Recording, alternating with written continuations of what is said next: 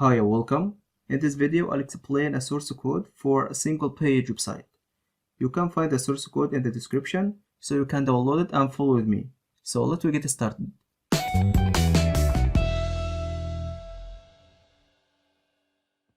Firstly, to define what is meant by single page website. It's a website consists of one page, and you can surf the content of this website fast and without reloading the page. Like this one. Here we have a home page that contains a paragraph and heading, and if we click news, here is some news, and contact, there is a contact form, and about, there is a heading, paragraph, and a map.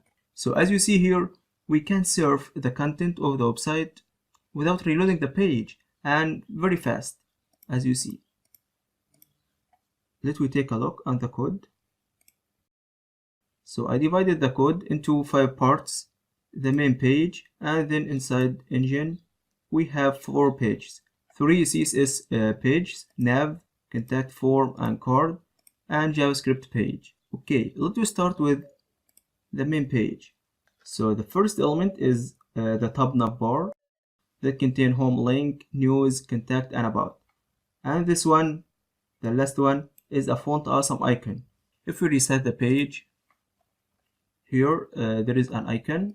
If we click it, also you can open the content of the website, and then the content for each page. So this is the content for the home page, and here is news. I left here a comment so you can understand the code. So this is the content for news, and here is the contact form, and finally about page, which contain a Google map, and here is a JavaScript link. Now let we see the style. So here in the main page, we just style the body, the Google map, and finally the content for each page. So this is the style for the content of the home page, news, contact, and about. Then in this page, we have the style for the nav bar. So this is the style for the nav bar until here.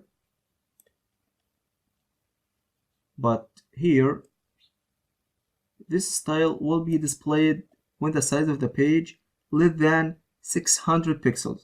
This is the style that will show the icon, this icon, when we resize the page. So this style will be displayed just when the size of the page is less than 600 pixels. Otherwise, the nav bar will display it like normal.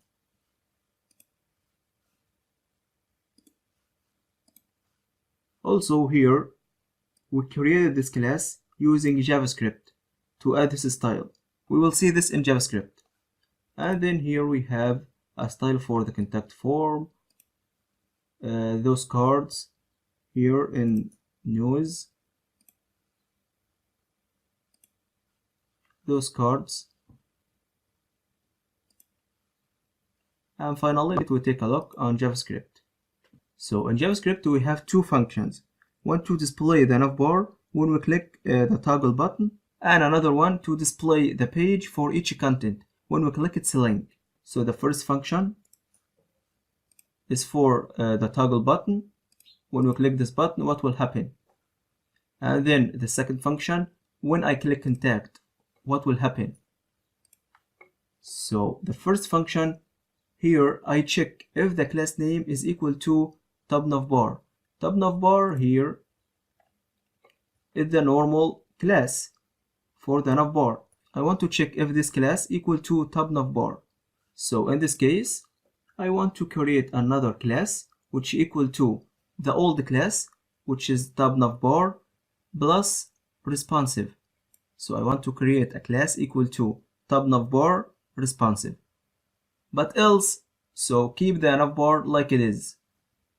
So here is the style for the new class, top nav bar responsive, and it will be displayed when we resize the page, when the page is small. And when we click the button, what will happen?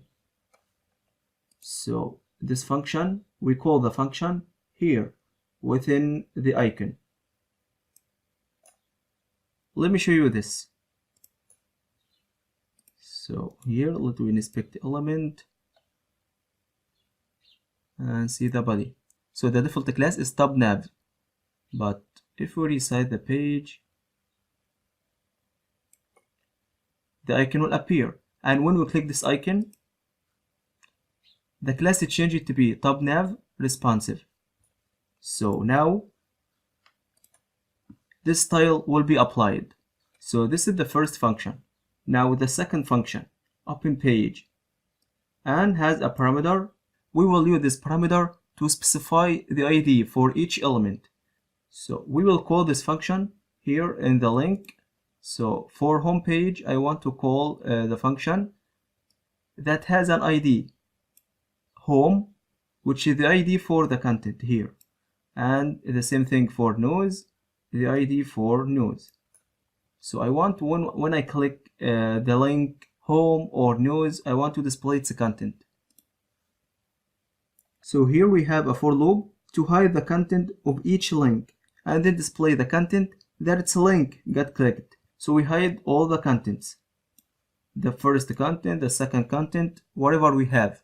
And then after we hide all the contents, I want the link that has an ID, a certain ID, for example, home or news, I want to display its content when it's get clicked. And then I want to toggle down the navbar. How toggle it down?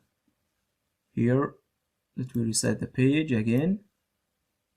So here we can click news and see the content.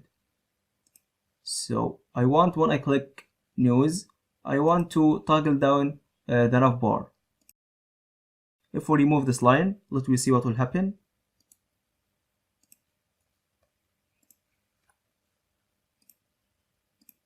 So if we click news, I have to hide the navbar by myself.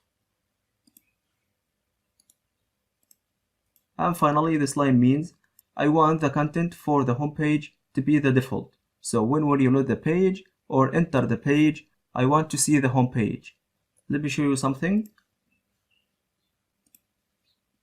Let me inspect element. And here, see the body. So if we reload the page, as you see here, all the contents has a display none except the first one, which is the home page, because we specified to be the default. So it will be display block. So now I can see the content for the home page. But if we select contact, the style for the home page changed from display block to be display none. And the same thing for the others. But for contact, it will be block. If we click about, so as you see here, about has a style display block. So this is the idea of this website. The site consists of just one page, and you can surf this website easily and fast, as you see, and without reloading the page. So that's how you can create a responsive single page website. So finally, like I told you, you can find the source code in the description. In the next lesson, I will explain the same idea, how to create a single page website, but with different toggle effect.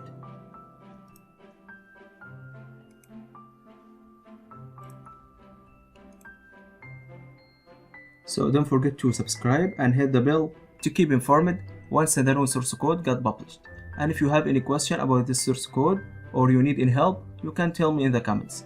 So good luck and see you next time.